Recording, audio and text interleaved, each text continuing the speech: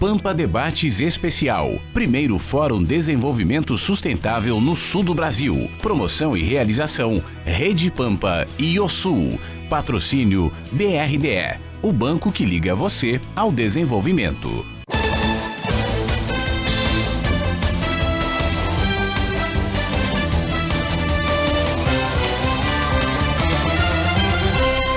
Pampa Debates. Oferecimento GBOX Previdência e Seguro de Pessoas. A proteção certa para a sua família. Unimed Porto Alegre. Cuidar de você. Esse é o plano. Biscoitos Zezé. Carinho que vem de família. Igual ao Banricompras. Só outro Banricompras. E CMPC Celulose Rio Grandense. Nossa fibra. Olha, meus amigos, o Pampa Debates de hoje é muito especial. No auditório do Ministério Público do Rio Grande do Sul, no último dia 3, nós realizamos o Fórum Fomento ao Desenvolvimento Sustentável para o Sul do Brasil, com a parceria do Banco Regional de Desenvolvimento do Extremo Sul, o BRDE, com o próprio Ministério Público do nosso estado. Nós recebemos inúmeras autoridades e um público de mais de 500 pessoas para acompanhar palestras de extrema importância. E este evento realmente marca, né, toda esta parceria que as entidades financeiras do Brasil, especialmente aqui no Rio Grande do Sul, Banrisul e BRDE, e no Brasil com abrangência de grandes bancos brasileiros, com destaque ao Banco do Brasil e ao Itaú, se tratou exatamente de fomentar o desenvolvimento com financiamentos, mas sempre preocupados na sustentabilidade. Isto foi o que marcou o fórum, foi isto que trouxe grandeza ao fórum e foi isso que necessariamente se debateu. Então, neste primeiro bloco, nós vamos tratar da abertura do fórum, com a presença de inúmeras autoridades e a declaração de aberto o evento com o Luiz Correia Noronha, diretor financeiro e de planejamento do BRDE. Primeiro, assim, muita gente tem do que é a Agenda 2030, né? Na verdade, ela tirei essa definição de um documento das Nações Unidas que diz que a Agenda 2030 é um projeto compartilhado, né, para a paz e a prosperidade das pessoas e do planeta, agora e no futuro. Essa agenda foi acordada pelos 193 Estados-membros da ONU, né, e ela tomou o nome de Transformando o Nosso Mundo. Ela consta de uma declaração que saiu lá de 2015, e, como eu disse, 17 objetivos, 169 metas. Tem uma seção sobre meios de implementação e a renovação da parceria mundial, além de mecanismos de avaliação e acompanhamento. Parafraseando o nosso eterno Beatle, né, John Lennon, na sua obra-prima Imagine, né, quando ele diz que, se eu não estou enganado, como é que é a frase que ele diz? Eu vou dizer em inglês, porque senão a música não vai fazer sentido, né? I hope someday you join us, né? Eu espero que algum dia os senhores se juntem a nós, né? Sejam todos muito bem-vindos, aproveitem o evento. O nosso Fórum Fomento ao Desenvolvimento Sustentável se dividiu em 3 temas. O primeiro foi relativo ao setor público e, para tanto, nós tivemos a palavra do Haroldo Machado Filho, que é um dos principais assessores do PNUD, da ONU, que é um dos mais importantes programas da ONU. Ele foi a primeira fala, ele que também coordenou esse painel. Depois, a primeira-dama do Estado e secretária de Desenvolvimento Social, Trabalho, Justiça e Direitos Humanos do Rio Grande do Sul, Maria Helena Sartori. Depois, a terceira palestrante, Ana Pellini, secretária de Ambiente e Desenvolvimento Sustentável do Rio Grande do Sul, para encerrarmos com o Procurador-Geral de Justiça do Rio Grande do Sul, Fabiano Dallazem. Então vamos à coordenação dos trabalhos com o Haroldo Machado Filho, um dos principais assessores do PNUD, da ONU. Vamos a ele. É sempre um prazer estar de volta a Porto Alegre. Aqui me coube a honra e a responsabilidade de coordenar essa primeira mesa do setor público. Queria agradecer muitíssimo os meus colegas de mesa, que logo brevemente falarão. Mas, rapidamente, queria apenas agradecer muitíssimo tanto a Rede Pampa quanto o BRDE e todos os outros parceiros que fizeram possível este evento pelo convite. Brevemente, gostaria de falar 3 pontos que eu acho bem importante em relação à agenda, sobretudo nesse contexto do primeiro painel, que é um painel do setor público. lembrar de 3 grandes princípios dessa Agenda 2030 para o Desenvolvimento Sustentável. Primeiro, quanto à universalidade dessa agenda. É uma agenda que foi aprovada por 193 países, com a perspectiva de Estado.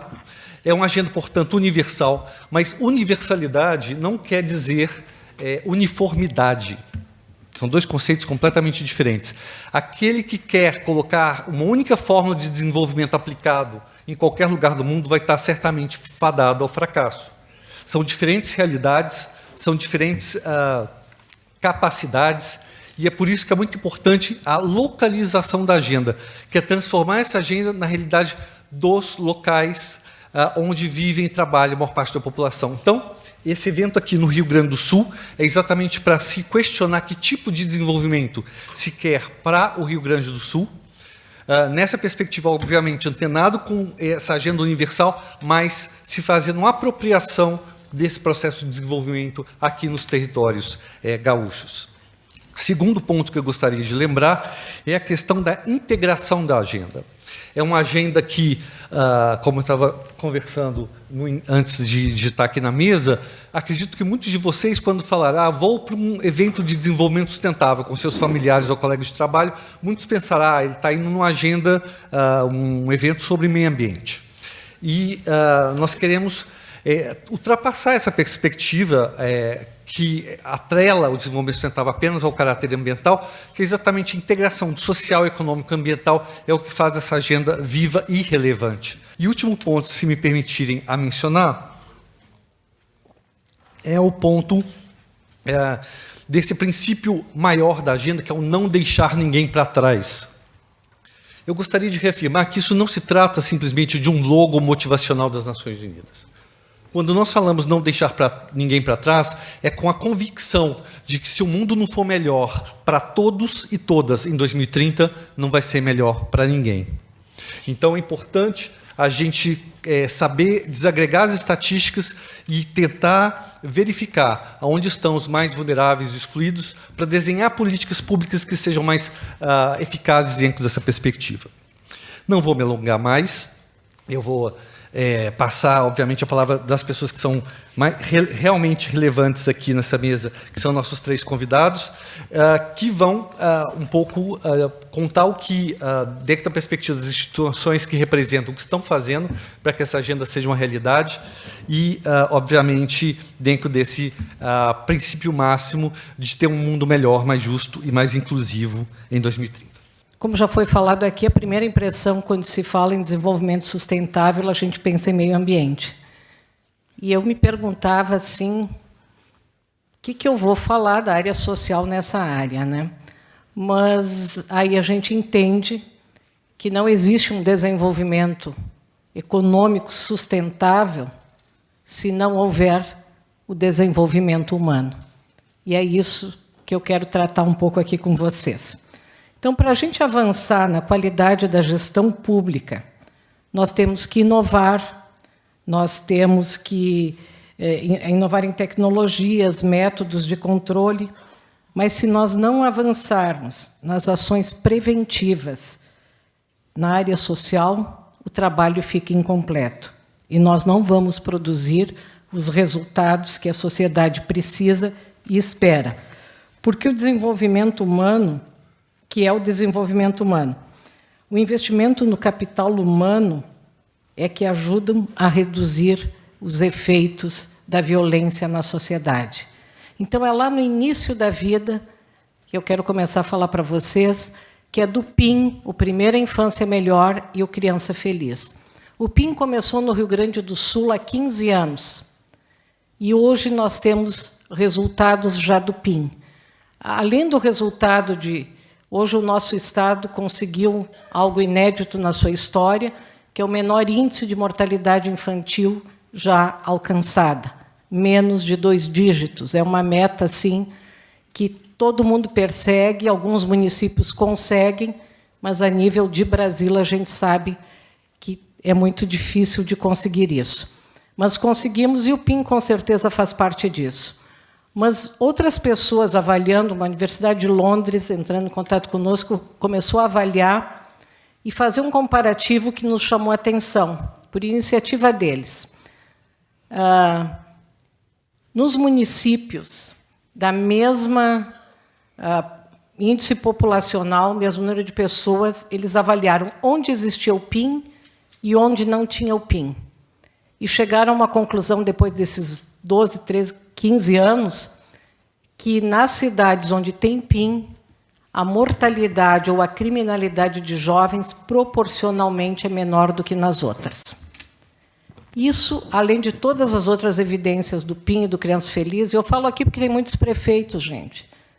Vamos acreditar que o futuro começa lá no início da vida. Não dá para pensar só na gestão de 4 anos.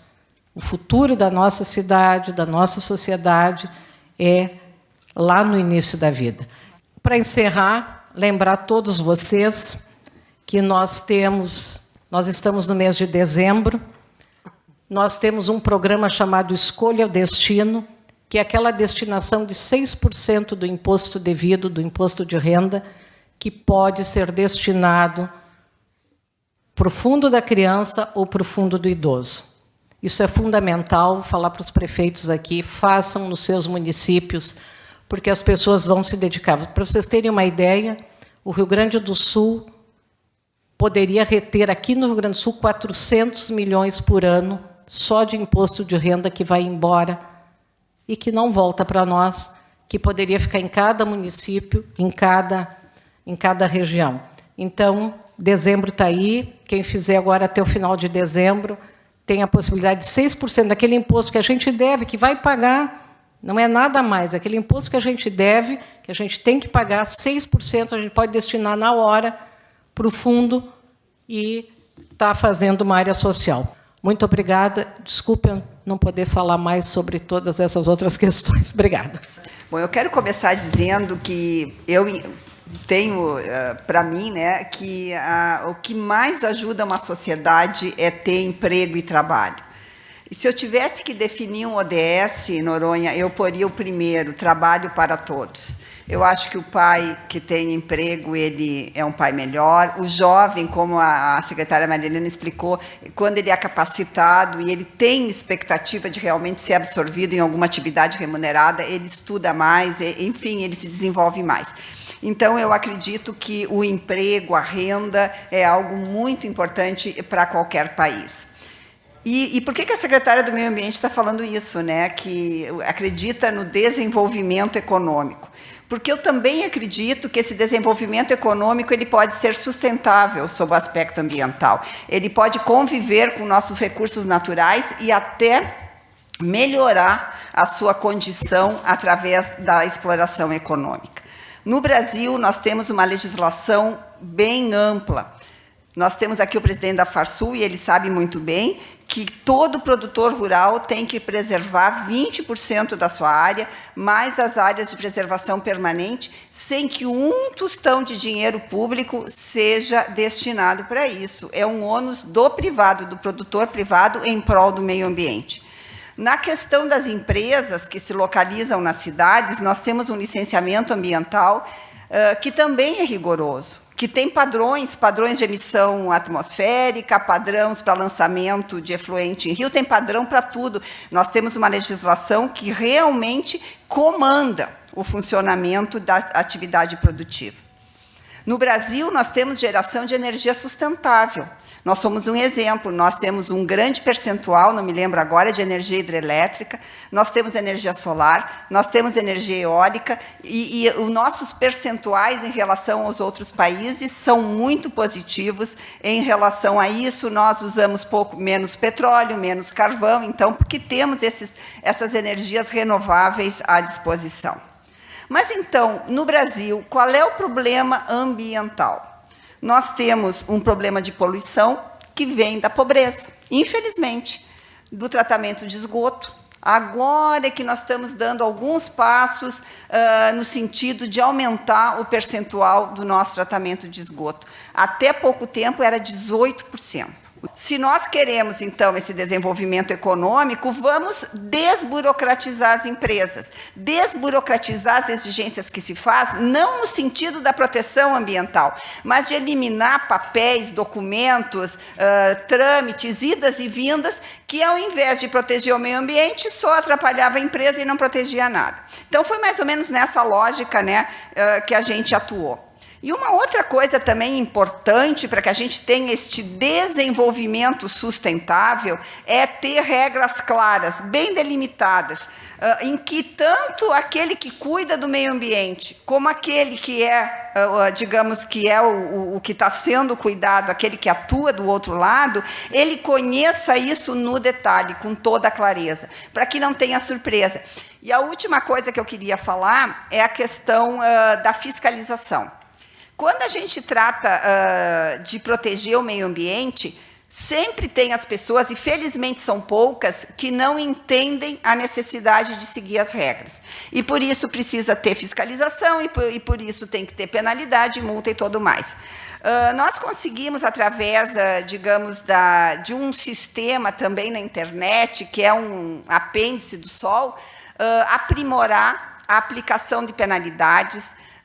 Foi estabelecido um decreto também onde se tem uma dosimetria clara sobre o valor de multa. Ontem eu ouvi o presidente eleito falando sobre as multas do IBAMA, que elas eram, digamos, inaceitáveis em alguns aspectos, e isso é verdade. Nós aqui no Rio Grande do Sul, nós podemos nos orgulhar que a gente criou uma fórmula. Essa fórmula pode ter problema, mas ela é um grande avanço na dosimetria, e a gente tem conseguido uma paz. Mesmo a pessoa que é multada, ela não reclama muito, ela chega, a gente explica, ela entende, e nós temos tido recorde de arrecadação de multas todo mês.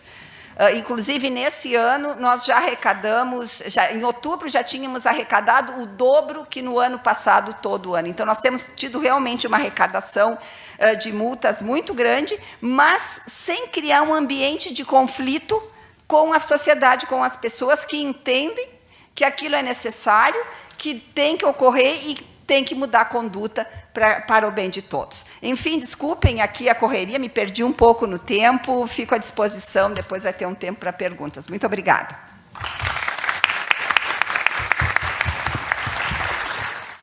Sabor irresistível, a qualidade já não surpreende mais. As linguiças e salsichões dos alimentos Castro estão aí para atender a todos os gaúchos e até fora daqui. Você encontra na Rede Zafari a qualidade desde 1960. Alimentos Castro. Tão logo eu recebi o convite, né, eu fui tentar me aprofundar um pouco mais a respeito disso e tive duas gratas surpresas. Né? A primeira delas é que, lendo aquilo que constitui, digamos assim, os objetivos, os 17 ODS, eu também tive a mesma impressão. E tenho certeza que se todos aqueles que tiverem a oportunidade de fazer a leitura de cada um desses, representados por um desses quadradinhos, ninguém vai, de alguma forma, poder encontrar e dizer: eu não concordo com essa questão do objetivo. Desde o primeiro, a erradicação da pobreza, 2, fome zero e agricultura sustentável, saúde e bem-estar, educação de qualidade, igualdade de gênero, água potável e saneamento, energia limpa e acessível, trabalho decente e crescimento econômico, indústria, inovação e infraestrutura, redução de desigualdades, cidades e comunidades sustentáveis, consumo, produção responsáveis, ação contra a mudança global do clima, vida na água, vida terrestre, paz, justiça, instituições eficazes e parcerias e meio de implementação. Objetivos e metas, estes 17, que se pretendem estimular ações de importância crucial naquilo que nós chamamos nos 5 P's. Tá? Ou seja, pessoas, planeta, prosperidade, paz e parceria.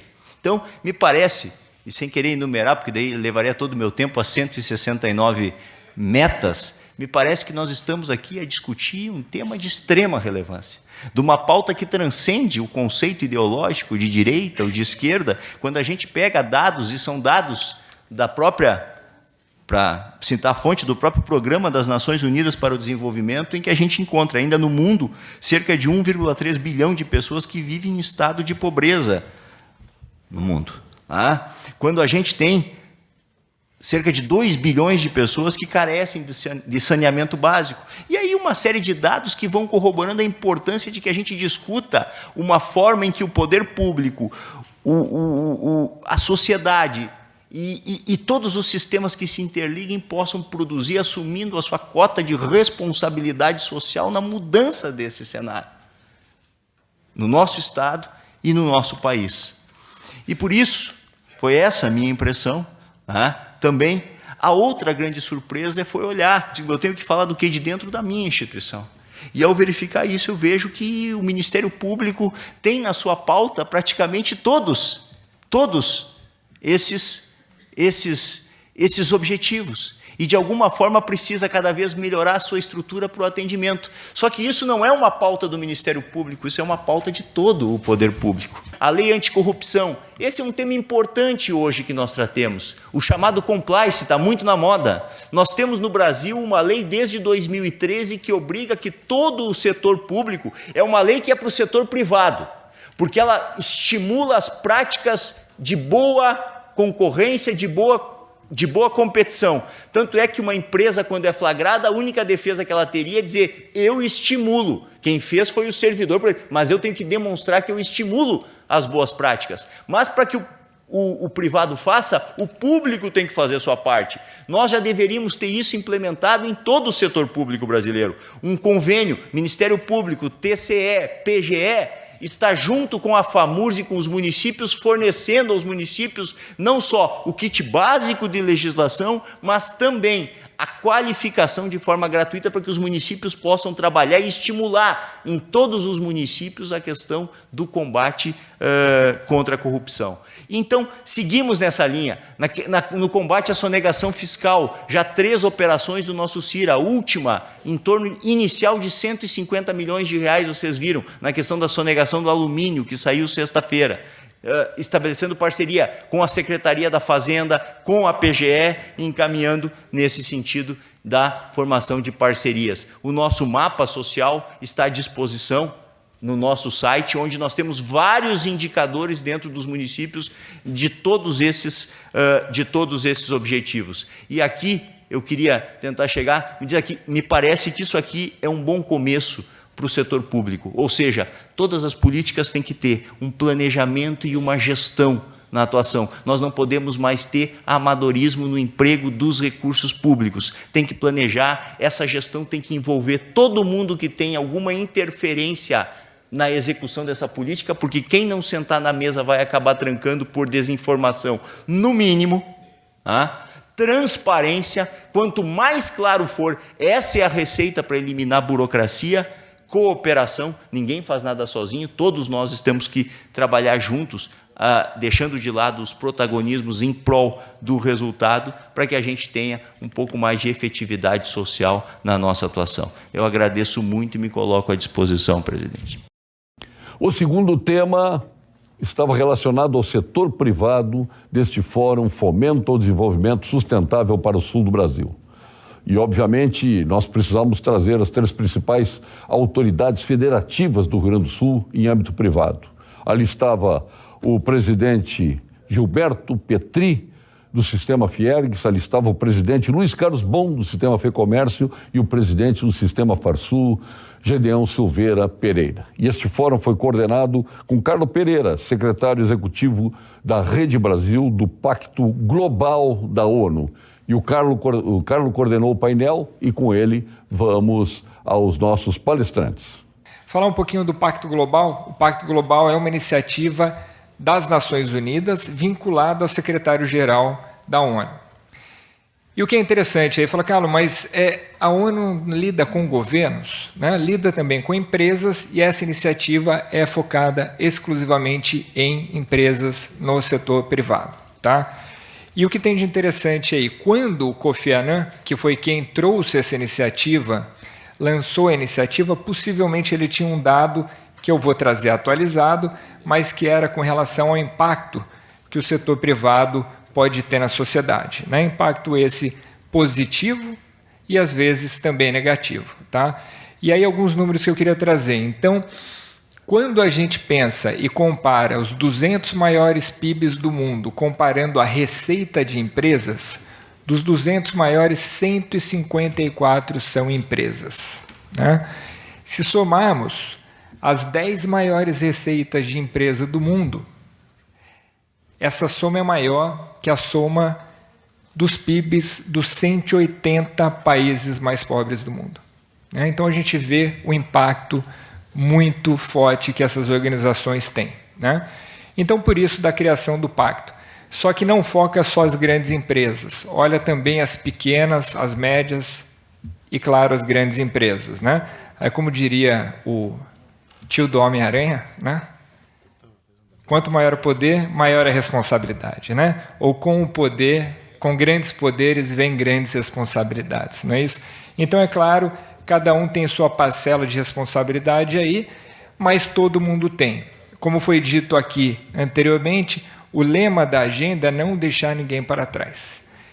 Agenda 2030. E para não deixar ninguém para trás, todo mundo tem que atuar, né? Então, independente do setor da sociedade, independente do tamanho. Eu queria trazer alguns dados aqui muito rapidamente, acho que já está ficando longa a minha fala, mas da importância de as empresas olharem essa agenda, né? Eu sei que já as agendas, as empresas já são bastante desafiadas, né? Principalmente no Brasil. A gente tem nosso Custo Brasil. Sou filho de empreendedores, então eu sei como é difícil empreender aqui no Brasil. Mas, mais do que desafios, essa agenda traz também oportunidades. Eu tenho para mim que sustentabilidade, de maneira geral, é uma oportunidade que vai virar compliance. O que eu quero dizer com isso, né? A gente vê as legislações trabalhistas, ambientais, elas são crescentes e restritivas e cada vez mais, né? Então, por mais que elas às vezes tenham algum soluço, mas elas vão ficando cada vez mais restritivas. Então, como o setor privado brasileiro pode se aproveitar dessa agenda? Então, como a gente pode, e as perguntas que a gente faz todo dia ali, como que a gente pode transformar essa vantagem comparativa em vantagem competitiva utilizando a sustentabilidade, tá? Então, acho que é um pouquinho disso que a gente vai comentar aqui, também desafios e oportunidades. O CREMERS informa, as inscrições para o programa Mais Médicos estão prorrogadas até a meia-noite de hoje. Até a meia-noite de hoje. São mais de 600 vagas disponíveis no Rio Grande do Sul. Para maiores informações, acesse o www.cremers.org.br. CREMERS, Estado de Alerta pela Saúde. A primeira ideia que eu transmito aos senhores, que nós da indústria, nós vivemos no mundo real, não é no mundo da utopia. Significa dizer o seguinte: se eu não tiver dinheiro para pagar o Estado, o imposto que ele tem direito a receber, no dia ele me cobra com multa e juros. Agora, quando ele me atrasa, ele não paga com multas e juros. Então, veja que há uma diferença conceitual enorme nisso aí, né? Então, nós devemos trabalhar fundamentalmente para fazer com que as coisas andem. O movimento se assenta em cima de 3 pilares: o social, o econômico e a sustentabilidade ambiental. Os 3 têm que andar junto. Não adianta vir um em primeiro em detrimento dos outros. Até porque o primeiro que ocorre é o econômico. Se não tiver, como disse a secretária Ana Pellini, emprego, esqueçam o resto. Vejam que as coisas variam conforme o momento que você vive e o local onde você está.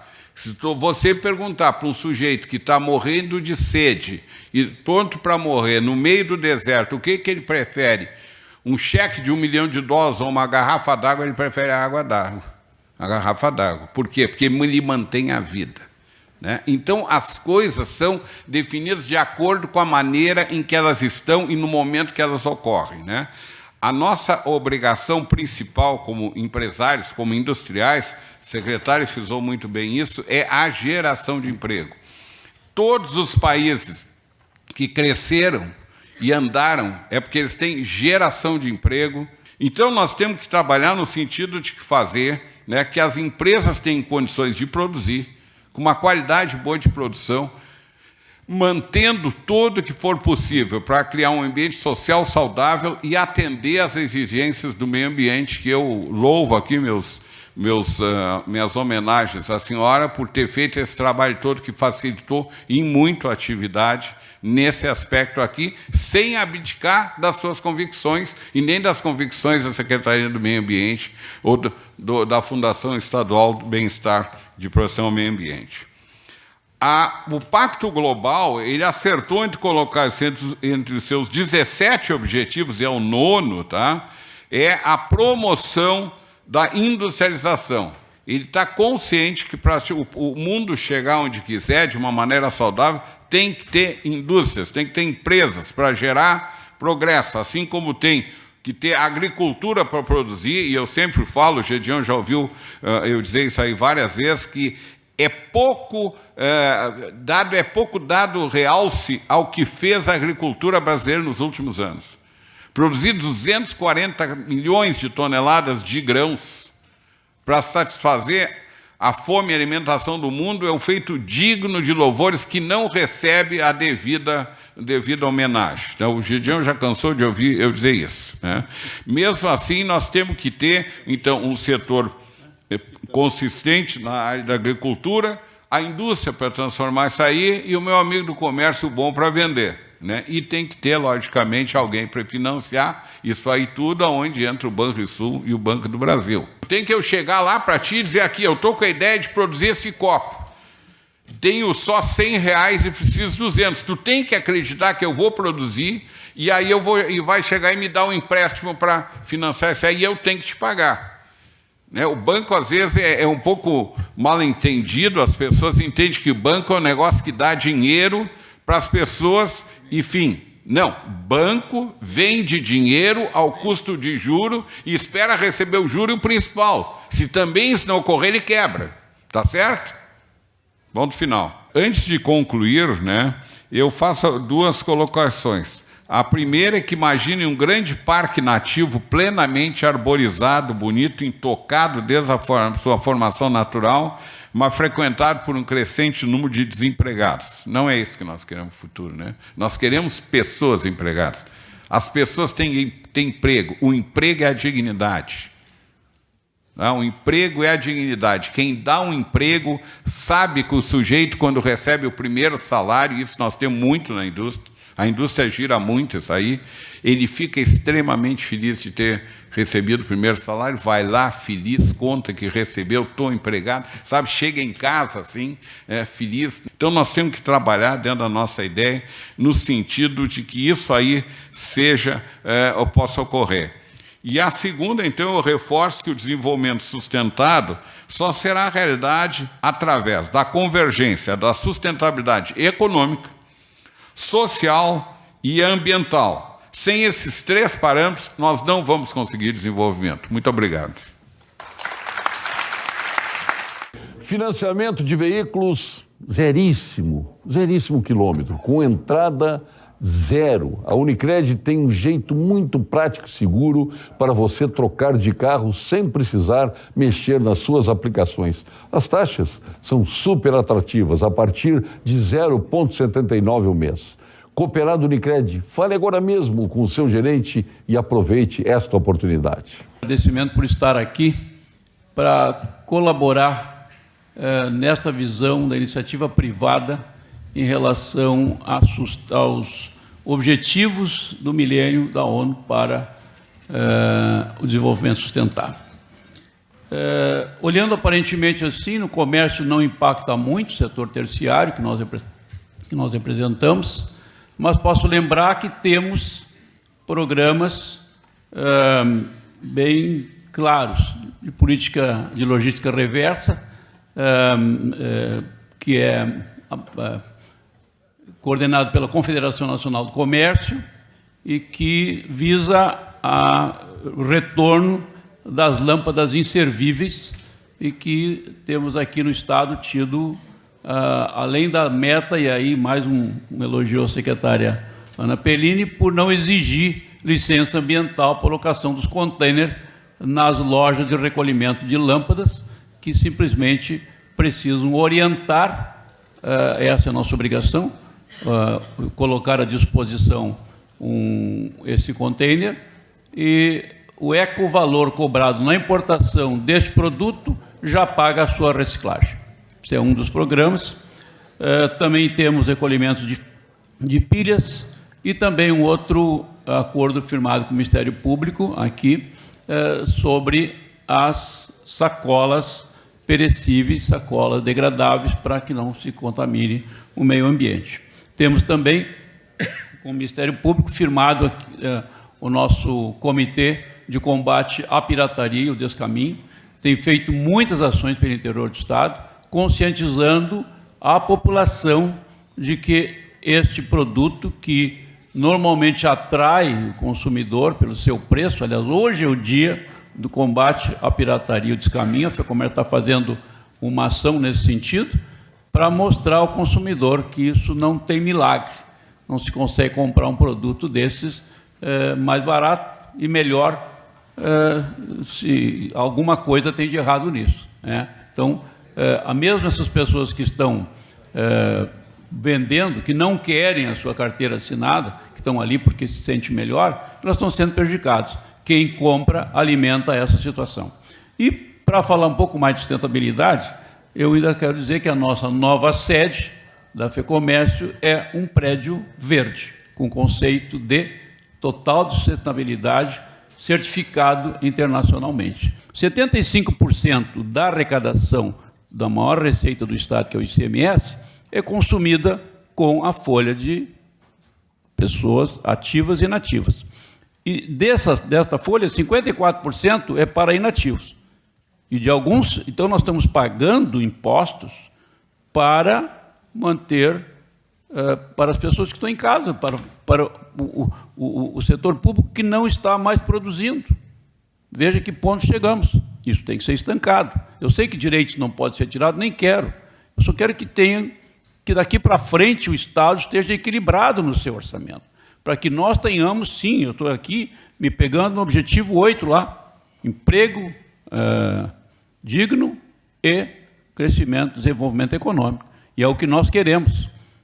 O Estado é pujante, o Estado tem condições de crescer, o Estado vai gerar esse emprego, a renda, a dignidade para as pessoas, dentro deste princípio de sustentabilidade. Porém, com o peso do Estado, como ele está, não é possível conseguirmos isso. Então, eu prego todas estas premissas, todas estas questões de ajustes salariais automáticos, reajustes salariais automáticos, não pode mais acontecer. Tem um levantamento do Banco Mundial em que pega, e aqui não estou falando do setor público, eu estou fazendo uma análise de um dado do Banco Mundial, em que pega 160 países. Faz um corte entre os salários da iniciativa privada, que ele chama de prêmio salarial do setor público, né, em todos os países. Nos Estados Unidos, surpreendentemente, ele é 5% abaixo do setor privado. No Brasil, a nível federal, ele é 67% acima. No Estado, ele é 41%. E a nível de município, ele é mais ou menos parecido com a iniciativa privada. Então, eu não quero nem cortar, eu só quero que não aumente mais. Não é possível, o Estado vai continuar nessa situação de déficit. Então, eu vim aqui pegar e também este ponto de que o Estado precisa, de fato, ser menos pesado para que a gente tenha desenvolvimento econômico. Precisa também fazer privatizações, né? E nós temos convicção, isso já está cansado de se falar, de que isso precisa acontecer, precisa fazer essas privatizações para que a gente possa pegar este recurso e não dispersá-lo em gasto corrente, absolutamente. Esse recurso deverá ser ou para abater da dívida, né, que temos com a União, ou para colocar, principalmente no Fundo Previdenciário do Estado, que é um dos maiores problemas que tem para manter esta folha com 54% de inativos. Então, as minhas colocações, eu penso que passei por todos os itens que pensei, mas também queria ainda por último, salientar que a gente precisa parar com essa maquiagem contábil com os gastos de pessoal. Afinal, nós gastamos 70%, como prevê a lei, ou nós gastamos mais? Nós gastamos mais. Vamos reconhecer isso e vamos ter que fazer com que o Estado do Rio Grande do Sul se enquadre nisso. Posso ter dito coisas que não agradaram uma porção de pessoas aqui, né? Mas, enfim, não vim aqui para agradar, para dizer a visão que temos do mundo real, como diz o meu colega Petri, aqui, certamente o Gedeon falará dessa mesma maneira, que lá é que a gente produz imposto, emprego e renda para o próprio Estado produzir o bem comum. O Estado é meio e não é fim. Da maneira como está mais parecido como fim do que como meio. Muito obrigado, era isso. Eu concordo em número gênero com o que os dois disseram. Ou seja, nós do setor privado temos um pensamento absolutamente único em função de tudo isso que está acontecendo, e o Luiz Carlos Bom colocou ali muito bem, o Estado está quebrado? Está. E é um Estado riquíssimo. Sim. O Estado do Rio Grande do Sul deve ser um dos estados... Exatamente. É um dos estados mais ricos da federação, é o nosso estado do Rio Grande do Sul. Tem orgulho, saiam pelo interior, saiam pela nossa indústria, nosso agronegócio, agricultura. Edson Bint, nosso superintendente do Banco do Brasil, o senhor que é um grande financiador do agronegócio gaúcho, para termos ideia. Mas eu vi aqui falar muito bem, já que eu represento o setor da comida, e eu acho que o Gilberto Petri colocou com muita propriedade, dá $1 milhão para o cara ou um copo d'água quando ele está no deserto. Só que esses caras que estão nas sinaleiras aqui, não estão no deserto. Eles, às vezes, nos dão uma aula. E outro dia eu ia indo para um evento e levei uma aula de economia numa esquina dessas de Porto Alegre, onde tinha um cara com um pedaço de cartão de papelão de uma caixa de embalagem, o cara abriu e colocou o seguinte: estou desempregado. O patrão sumiu, estou com fome. Mas olha a aula que esse cara me deu. Eu olhei, estou desempregado. Tá, ele está desempregado. Mas por que ele está desempregado? Porque realmente o patrão sumiu. Por que o patrão sumiu? Porque as condições para se empreender aqui neste Estado e no nosso Brasil estão abaixo da crítica. Por conseguinte, tem muitos patrões que preferem fechar a sua empresa do que continuar empreendendo num estado como esse, que só vem com carga tributária para cima. Nós não conseguimos mais sustentar esta máquina pública que o Luiz Carlos Bom muito bem colocou. Nós, empreendedores, não conseguimos mais. Invente outra história. Ou seja, a sociedade. Consequentemente, o que ele falou? Estou com fome. Óbvio que está com fome. Se não tiver dinheiro para comprar comida, alguém que pode dar é uma migalha para o cara. Mas isso aí não é sustentável, isso não é humano. Humano é termos emprego, humano é comermos todos os dias. Tomar café da manhã, almoçar e jantar. Esse pessoal que está querendo proteger o meio ambiente com a reserva legal de 20%, na realidade, estão destruindo a biodiversidade. Mas como? Vocês vão perguntar, mas como? Você sabe, e a secretária sabe muito bem disso, que a reserva legal ela é imutável. Vai 20% de uma área da propriedade, uso restrito, cheio de leis que tu não pode usar, numa região que fazem 300 anos que nós viemos usando aí. Fazem 300 anos que nós estamos lá. Nós somos das regiões mais antigas desse país.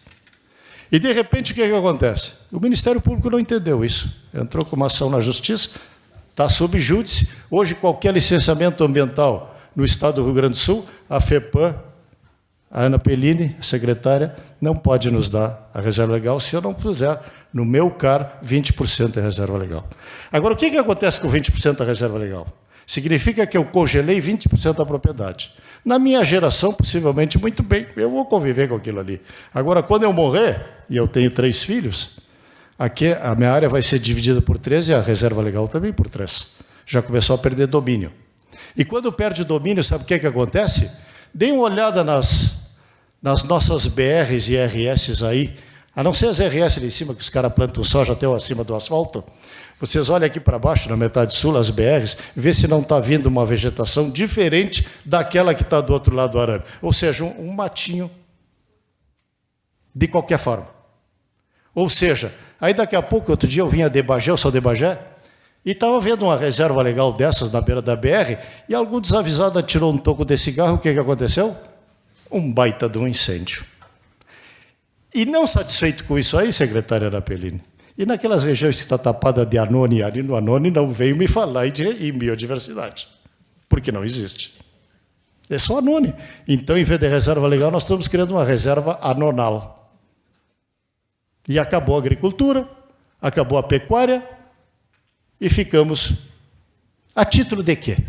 Então não há racionalidade no processo. Não há racionalidade no processo. Mas isso são apenas as queixas. Eu queria dizer aos senhores que o agronegócio brasileiro já exportou este ano,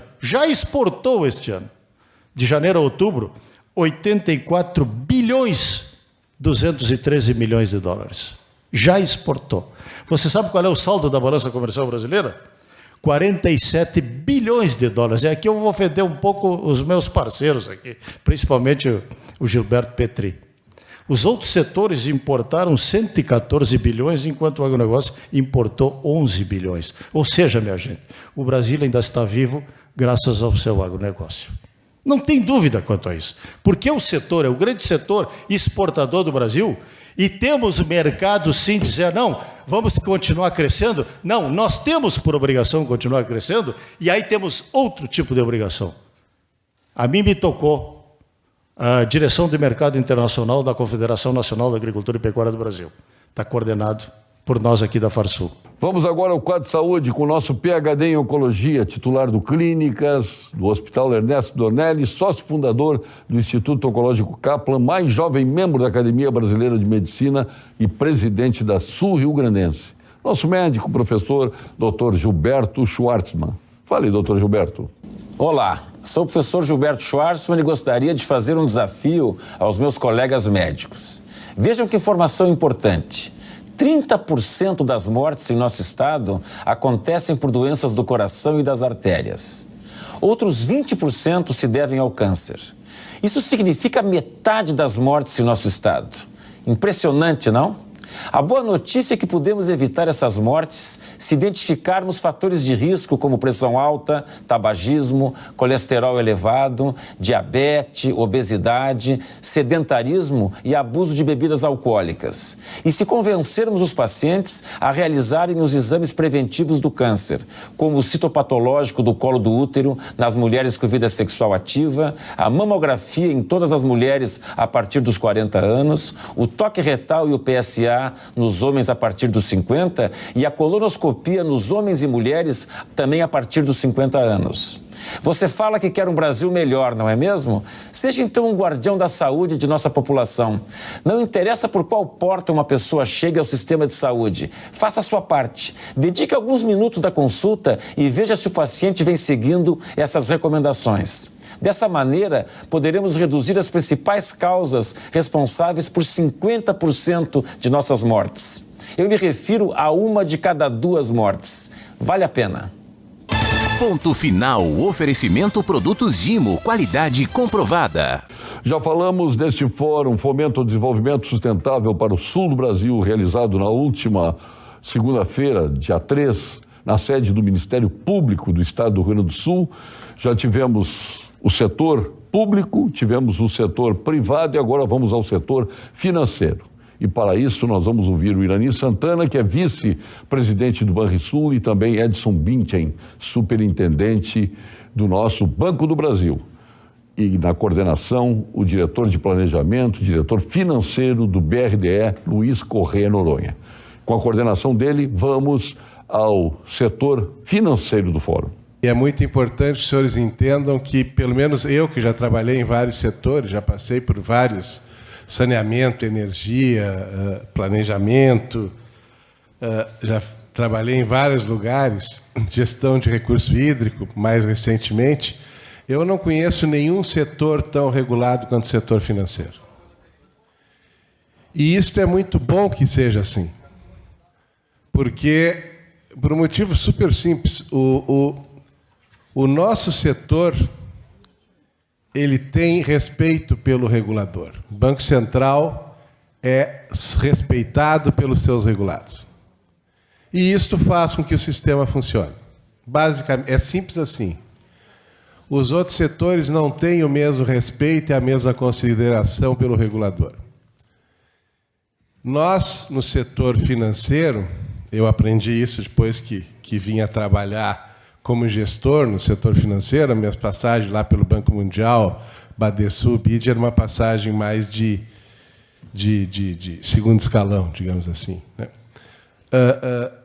Mesmo quando uma resolução do Banco Central possa parecer uma bobagem ou inadequada, nós, no setor financeiro, cumprimos.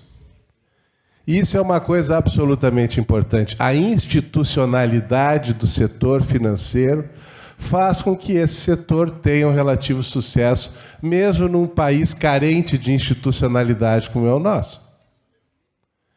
Então, eu faço essa dupla introdução, digamos. Primeiro, que o setor financeiro precisa ser chamado à discussão de implementação de qualquer política.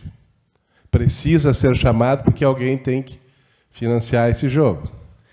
E segundo, de que o sistema regulatório e a institucionalidade do nosso setor dá uma segurança e uma continuidade a ele que, normalmente, as nossas instituições no nosso país, infelizmente, não têm. Mas a mim cabe contar a história aqui do que aconteceu com a responsabilidade socioambiental no BRDE. Eu não enxergo absolutamente nada do que tem lá e, quando eu ponho óculos, piora. Então, eu vou tentar me lembrar do que tem ali na tela.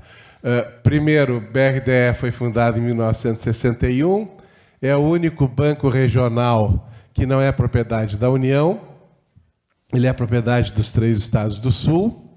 Nós temos aí três agências, né?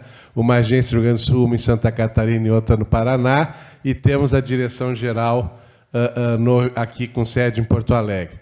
Os nossos ativos são aproximadamente 17 bilhões de reais. O nosso patrimônio líquido já está em 2,6 bilhões de reais, ou seja, a capacidade de alavancagem é bastante razoável.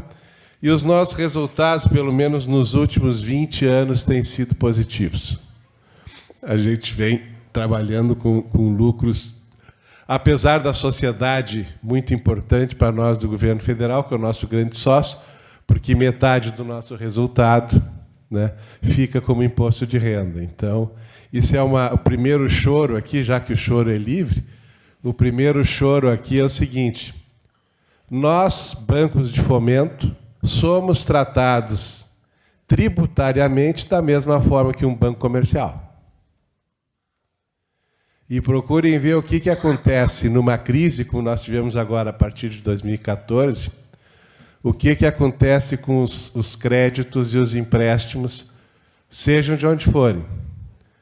Imediatamente o setor comercial puxa os freios e sobra. Não, eu não estou falando dos meus colegas que são bancos mistos, né? Eles têm desenvolvimento e banco comercial. Nós somos só bancos de fomento.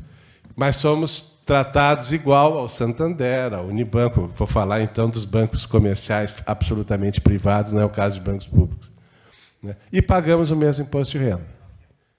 E o que aconteceu na crise de 2014? Imediatamente, o setor comercial sai do mercado e ficamos nós. Se vocês olharem, tem inúmeros gráficos de participação do setor financeiro público e do setor financeiro privado a partir das crises e durante as crises. Procurem olhar isso. Vejam, por exemplo, o sistema BNDES, que abriu para o setor privado, e eu não estou achando que isso seja ruim, não tem nenhum problema com competição, mas o que aconteceu? Em 2014, o setor público fez assim e o privado faz assim. Então, eu não tenho nada contra o setor privado, sou entusiasta e etc., mas, como se diz em bom inglês, easy boy, nem tanto ao mar, nem tanto à terra, né? Cada um tem o seu papel, e esse seu papel tem que ser muito bem claro e muito bem estabelecido. Eu não enxergo mais nada ali, eu vou passar direto. Isso aí são os gráficos, eu vou passar, porque eu já falei, são ativos, resultados, etc. Vejam o nosso resultado a partir da crise ali. Ele estava lá em cima e caiu. O que é isso? Aumento de inadimplência. Só isto, nada mais. E o que acontece com o aumento da inadimplência? Bom, é porque alguém tem que estar financiando para que a economia não pare. E aí, numa crise, a inadimplência cresce. Mas o principal, né? A gente chegou, na realidade, em 114% de aderência. Aí vocês vão dizer, os caras enlouqueceram. Não, não é isso. É que funciona assim. 83% é aderente a um ODS. E depois tem 31% dos nossos investimentos que aderem a 2, 3 ou 4 dos ODS. E aí, como a gente já tem a história do PCS que mostrou que é possível, sim, fomentar em cima de spread de prazo, a gente consegue. A gente está hoje num acordo com o PNUD, que está aqui representado, né, pelo Haroldo, com o Pacto Global, que está aqui representado pelo Carlos. Nós temos uma parceria e estamos avaliando a possibilidade de trabalhar da seguinte forma. A gente, vou fazer uma suposição com vocês. Vamos fazer uma suposição que o nosso spread médio seja 3%. Não é muita suposição, é quase isso mesmo. Nós vamos fingir que é 3%, tá? Quem atender um ODS, que parece ser a tábua rasa, 83%, vai continuar pagando 3%. Quem atender 2 pagará 3 menos alguma coisa. Quem atender 3 ainda menos e quem atender 4 ainda menos. Quem for neutro, nem para lá nem para cá, vai pagar um pouco mais. Evidentemente que na equação final nós temos que sair com o mesmo resultado de hoje. Porque quando vocês entenderem que um banco fez alguma coisa para perder dinheiro, vocês podem prender o cara que está fazendo, porque o cara deve ter enlouquecido. O banco não foi feito para perder dinheiro, foi feito para ganhar dinheiro.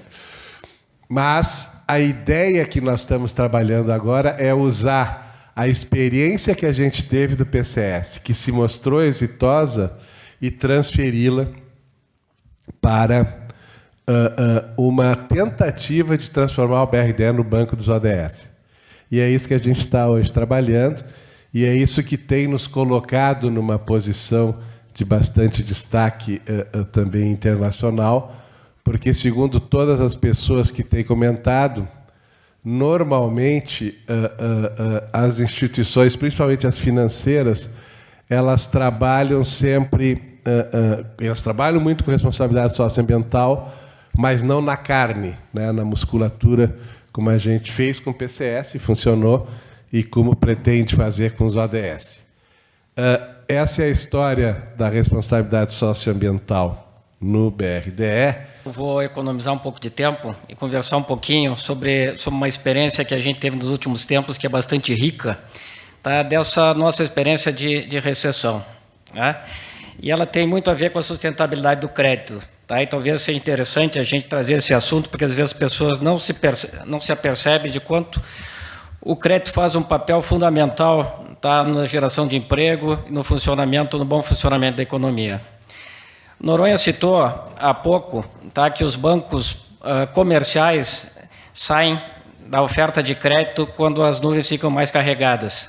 Na verdade, tá, não são só os bancos comerciais. Os bancos privados são os primeiros a frearem o apetite ao risco e reduzirem o crescimento das carteiras de crédito quando as nuvens ficam mais negras. E os bancos públicos são demandados a ocupar esse espaço. Só que isso gera um custo. Porque qual é o custo? Obviamente, tá, que os grandes bancos privados vão deixar os clientes mais alavancados saírem de suas carteiras, né? Os que têm maior risco, os que têm pior rating, né? E se os bancos públicos assumem o papel de aumentar a oferta de crédito nesse momento, é exatamente esses clientes que vêm para suas carteiras. O que acontece, tá, quando a economia entra em recessão, quando o bicho pega? Os bancos privados podem estar com uma carteira bem mais leve, bem mais limpa, com clientes bem mais saudáveis, e os bancos públicos vão ter que fazer um dever de casa gigantesco. Estou falando algo errado, Edson? Eu estou brincando aqui, até porque eu quero que o Edson confirme o que eu estou dizendo, e eu tenho certeza que é isso. Tá? Nós vamos ter clientes de maior risco de crédito e vamos ter que fazer um dever de casa gigantesco, tá? De reestruturação de crédito para voltar da sustentabilidade para os devedores. Porque uma das coisas que a gente precisa aprender, tá, desde o começo da nossa gestão é que não existe banco forte com devedor, tá, fragilizado. Quando nós assumimos, tá, essa gestão assumiu o Banrisul em 2015, nós já tínhamos iniciado um processo recessivo, mas ele ainda ia piorar muito. E a carteira do Banrisul, seguindo, tá, e o que eu comentei em relação aos outros bancos públicos, ela não freou o seu apetite de risco de crédito e seguiu crescendo durante, tá, o período em que os bancos privados, tá, se mostraram, tá, reticentes em fazer isso. O que aconteceu? Nós tínhamos uma carteira de crédito em bastante dificuldade, principalmente no crédito corporativo. Né? A necessidade de nós buscarmos a sustentabilidade começava por aí. Nós precisávamos devolver a saúde financeira ao nosso devedor. E como é que se faz isso? A gente teve que aprender. Outra coisa bastante relevante para nós, do ponto de vista de sustentabilidade, eu gostaria de citar, é um trabalho que nós estamos fazendo agora em parceria com o Sírio-Libanês, tá? Que pega essa questão dos hospitais. Nós aprendemos no trabalho que nós fizemos em conjunto com o Sindicato Médico da Beneficência Portuguesa, que o setor de hospitais é idiosincrático. É muito diferente eu olhar uma geração de caixa, ou fluxo de caixa de uma empresa do que olhar de um hospital. Não faz sentido, eles prestam serviços muito especializados e de uma essência para a sociedade muito grande. Não posso simplesmente cobrar que eles tenham produtividade quando o principal papel deles é salvar vidas. Então, a gente entendeu que seria interessante a gente conhecer melhor esse setor. Nós temos uma carteira importante de créditos para os hospitais e nós podíamos melhorar muito, tá, a gestão desses hospitais, levando alguém com a qualificação do Sírio-Libanês. Primeiro contato com o Sírio, eles disseram que não prestavam esse tipo de trabalho, porque o trabalho de consultoria que eles estavam fazendo à beneficência era por conta, tá, de uma contraprestação de serviços ao Ministério da Saúde, já que eles são um hospital filantrópico, que não tem SUS no Sírio-Libanês propriamente dito, e, portanto, ele fazia a contraprestação por ser filantrópico, fazendo trabalhos de apoio à gestão de hospitais. Mas, no segundo momento, ele aceitou fazer esse trabalho conosco, tá? E nós estamos buscando aí com o nosso time de risco a entender como é que a gente pode levar a uma gestão mais qualificada a pequenos hospitais e como encaminhar circunstâncias que permitam eles serem mais rentáveis sem perder qualidade. Isso acontece, tá, porque muitos desses hospitais não têm uma gestão profissional. Então, eu acho que o Banrisul vai fazer um bom serviço nesse setor e, como a gente está falando de sustentabilidade e de prestação de serviços sustentáveis e socialmente interessantes, eu queria citar isso. Também é importante citar um reposicionamento que o Banrisul está fazendo no agronegócio. Longe de nós querer competir com o Banco do Brasil, não vamos conseguir de maneira nenhuma, mas o Banrisul tem uma participação em outros produtos muito maior do que ele tem no agronegócio. Então, nós fizemos um trabalho de fôlego, de conhecer as cadeias produtivas do Estado, entender como é que elas funcionam e atuar a partir dessas cadeias produtivas, tá, fomentando e fazendo crédito aos produtores e não diretamente às empresas que normalmente tomavam recursos para fazer financiamento de insumos, tá, a esses produtores.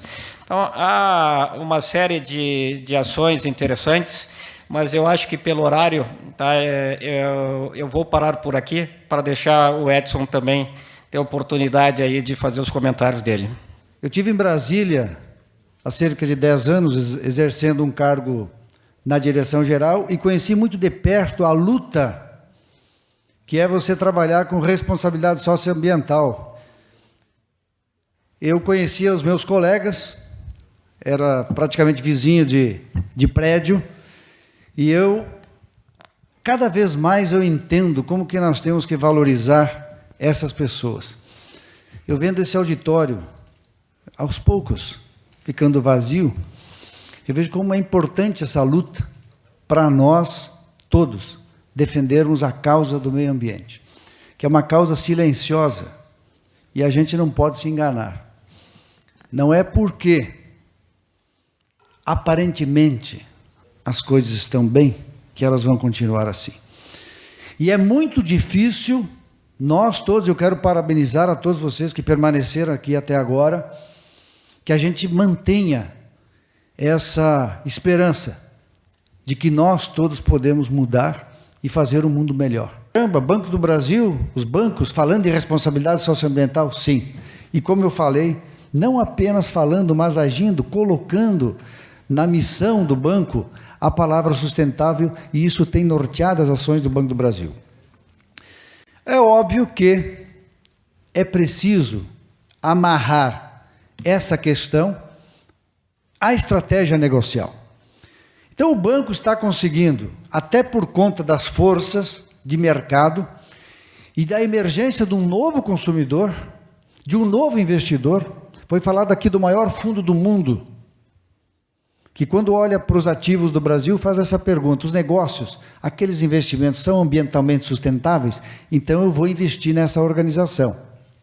Então nós temos, obviamente, o Banco do Brasil tem a necessidade de ser ambientalmente sustentável e ser viável, Irene. Ser viável, dar lucro até para conseguir dar conta da nossa missão. Então esse equilíbrio que os bancos enfrentam é um equilíbrio diário, é uma luta diária, e obviamente que isso precisa ser respaldado pela própria sociedade. Eu quero fazer, para encerrar, um rápido panorama aqui do Rio Grande do Sul. Nós liberamos até o dia 31 de dezembro, Irani, 13 bilhões de reais em negócios verdes no Rio Grande do Sul. Todas as operações passaram pelo crivo do RSA do banco, responsabilidade socioambiental. Nós fizemos mais de 200 mil operações para micro e pequenos produtores. Então os bancos, eu não vou chamar só para o Banco do Brasil, que é o grande player, especialmente do agronegócio, com 62% de share, ou seja, de cada 100 reais que os bancos emprestam, o Banco do Brasil empresta 62, então a nossa responsabilidade é muito grande. Todos os bancos estão fazendo esse grande esforço, e o que é importante para encerrar é que esse processo articulado, coordenado a partir de uma vontade, que já está no mainstream, já está no inconsciente coletivo, que hoje não é capricho de banco você preservar o meio ambiente, ele é transformador. Só que nós, contemporâneos do tempo de hoje, talvez não enxergamos essa transformação. Mas o mundo está se transformando, há um processo adaptativo, os bancos estão agindo como agentes de transformação de uma nova realidade que tem, na conservação do meio ambiente, um repto absolutamente indispensável. E assim agradecemos a sua atenção com este fórum que realmente traz um novo momento para quem financia o desenvolvimento. Nós temos que pensar na sustentabilidade, e fomentar o desenvolvimento é também fomentar a sustentabilidade, que agora os bancos e a iniciativa privada e o setor público entenda que para se financiar o desenvolvimento, até para que se possa ter licenciamentos na construção de novas empresas, envolvendo as pequenas, médias e grandes empresas, é preciso um cuidado muito especial com o meio ambiente, onde está assentado o homem, a fauna e a flora. Isto é fundamental. Portanto, queremos agradecer em nome da Rede Pampa, tenho certeza que do nosso Banco Regional de Desenvolvimento do Extremo Sul, do BRDE, em nome do Ministério Público do Rio Grande do Sul, a sua atenção. E estes fórum, dentro do guarda-chuva que nós temos aqui, que é um grande projeto intitulado RS Sustentável, nós vamos voltar a novos empreendimentos desta ordem. Eu diria que este é o 17º fórum que realizamos das mais diferentes origens, com os mais diferentes temas em diversas localidades do nosso Rio Grande do Sul. Muito obrigado pela sua atenção e retornaremos na segunda-feira com mais um Pampa Debates. Até lá. Pampa Debates Especial. Primeiro Fórum Desenvolvimento Sustentável no Sul do Brasil. Promoção e realização Rede Pampa e Iosul. Patrocínio BRDE, o banco que liga você ao desenvolvimento.